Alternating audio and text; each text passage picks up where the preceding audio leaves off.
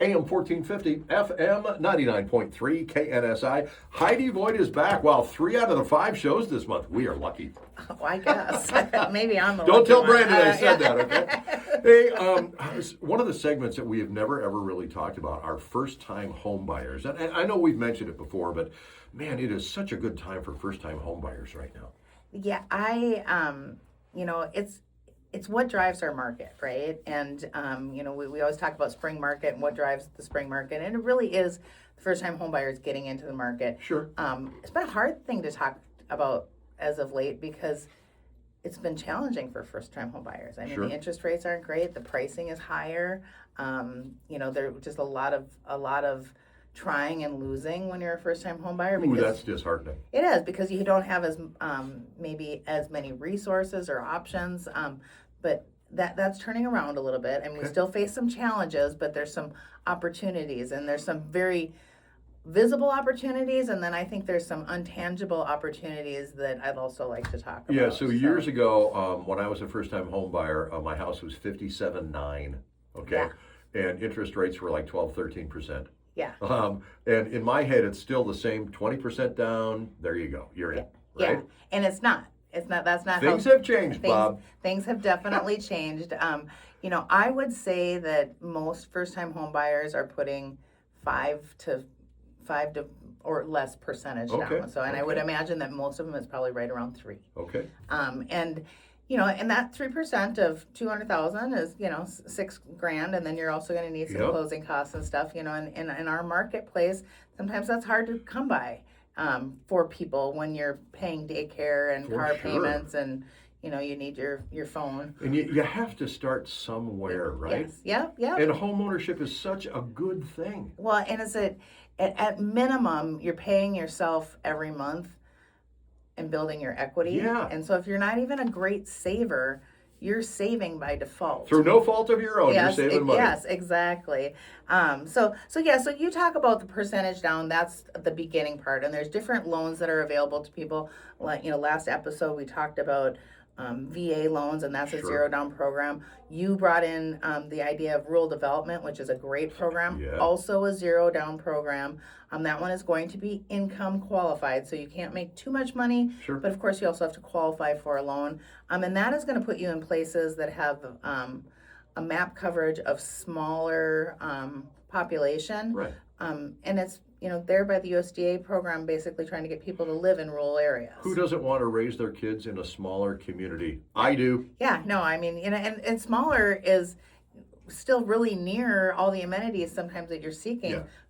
St. Joe, Avon, 20 minutes away. Rice, just virtually nothing, right? Yeah. So there's those generalized loan programs, but then there's also these layers of down payment assistance programs that they have, where, for example, somebody could qualify for a $15,000 secondary loan that is interest-free while you're in the home. So you get the secondary loan, but you're not actually paying interest on it. Okay. And that is something that you can use towards your closing costs and for your down payment. So those are some of the programs where when you talk to people on the street and they say, I got into a house for $1,000, that's it. Gotcha. They basically have a secondary loan that is putting it. Now, the benefit of those programs is it gets you into a house. The disadvantages is it's going to take a little bit longer to build some equity. Okay, so how the terms for that, would that be like a second mortgage then? It essentially is exactly what it becomes. Okay, it becomes another filed mortgage on the property. I've done that. Yeah,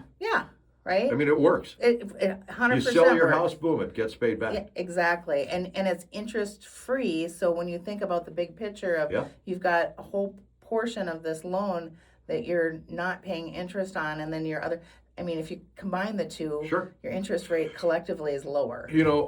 I believe whatever it takes to get into that house, because you don't lose. No, I think that if people have, if you've stayed in the same apartment, for example, for 2 years and you've been paying rent there, you should be a homeowner. Yeah. It's the people that, go from the apartment and then they couch surf and then they go home, and maybe those people aren't ready. But if you've been consistently living in a place where you've been paying somebody else rent, you're ready. Okay, think about raising your kids in their own bedroom, right? Maybe you've got 2 or 3 of them jammed in a bedroom in an apartment or whatever. Yeah. Think of the play space. Yep. Think of the ability to get outside your own land. Yep. Take a deep breath, right? Or parking in your own garage. Yes.